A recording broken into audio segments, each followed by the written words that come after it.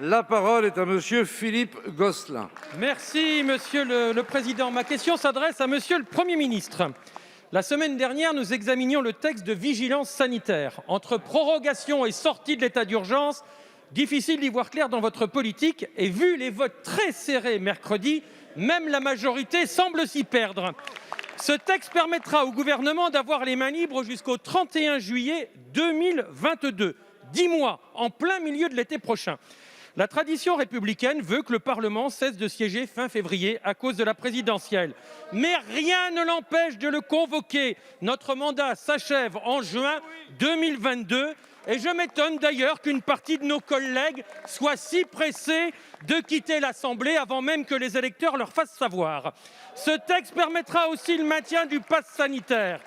S'il peut, sous certaines conditions et pour certaines activités, avoir de l'intérêt, le gouvernement a trop tendance à l'utiliser comme un passeport du quotidien. C'est excessif. Le gouvernement a réussi aussi à écorner le secret médical au profit des chefs d'établissements scolaires qui n'ont rien demandé et qui sont fortement opposés. C'est une rupture de confiance, je vous le dis, avec de nombreux parents. Cela va tendre encore plus des situations déjà extrêmement tendues. Enfin, depuis des mois, nous défendons la territorialisation des mesures. C'est du bon sens. La situation épidémique varie, et oui, d'un territoire à un autre. Mais la commission des lois l'avait voté. C'était parfait, c'était trop bien. Et mercredi, dans un élan bien jacobin, la majorité est revenue dessus. Bien sûr, le gouvernement doit avoir les moyens pour lutter contre la crise.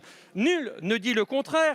Mais s'il doit avoir les moyens, il ne doit pas avoir tous les moyens. Ce texte est une rupture de confiance. 10 mois sans contrôle démocratique du Parlement. Et comme par hasard, pendant la période présidentielle et les législatives, c'est non, c'est un déni de démocratie. Quand allez-vous revenir à la raison ? Merci. La parole est à monsieur Olivier Véran, ministre des Solidarités et de la Santé.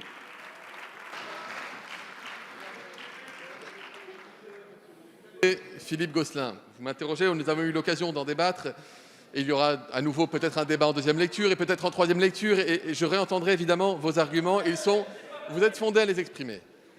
Monsieur le député, je ne crois pas qu'il y ait grand monde dans cet hémicycle et dans ce pays qui puisse considérer comme ça qu'au cœur de l'hiver, la situation épidémique serait par magie meilleure qu'au début de l'automne. Vous êtes d'accord. Donc il est urgent de considérer que nous devons pouvoir continuer à appliquer de manière proportionnée, territorialisée, toute mesure utile pour éviter de devoir reconfiner notre pays ou de voir les hôpitaux saturés à nouveau. Nous avons identifié les clés qui permettent d'ajuster notre arsenal anti-Covid tout en permettant à l'activité économique, culturelle, éducative et sociale de se poursuivre. Monsieur le député, nous donner rendez-vous en février pour regarder s'il y a lieu de prolonger la possibilité d'utiliser ces mesures pendant les mois qui vont suivre. Je peux vous répondre, la réponse serait oui, et vous le savez très bien. Vous le savez très bien, puisqu'en février, la situation épidémique, le virus ne va pas disparaître d'ici le mois de février. Nous ne sommes pas en train de dire que nous allons utiliser le pass sanitaire ou le système de jauge ou l'utilisation des gestes barrières forcément jusqu'à juillet. Nous disons que jusqu'à juillet, il nous paraît raisonnable et vraisemblable de pouvoir conserver la possibilité, si besoin, d'activer tout ou partie de ces outils. Monsieur le député, vous faites parfois des procès qui me semblent injustifiés. Je vais vous dire une chose. Vous avez un carnet de santé, monsieur le député. Vous l'avez chez vous. Peut-être que vous l'avez gardé depuis que vous êtes petit. Dans ce carnet de santé, vous allez trouver la trace de vaccination que vous avez reçue. Parce que sinon, vous ne seriez pas allé à l'école, monsieur le député. Vous n'auriez pas pu rentrer dans une école. Le carnet de santé, monsieur le député, il a des décennies de cela. Pourquoi est-ce que quand il s'agit du Covid, ce serait une entaille grave au secret médical, et quand il s'agirait du tétanos ou de l'hépatite B, ça ne poserait aucun problème. Voyez une chose, monsieur le député, ce que les parlementaires ont avalisé il y a 60 ans et ont poursuivi dans le droit, aujourd'hui vous voulez le supprimer, c'est un retour en arrière, ce n'est pas le moment de le faire.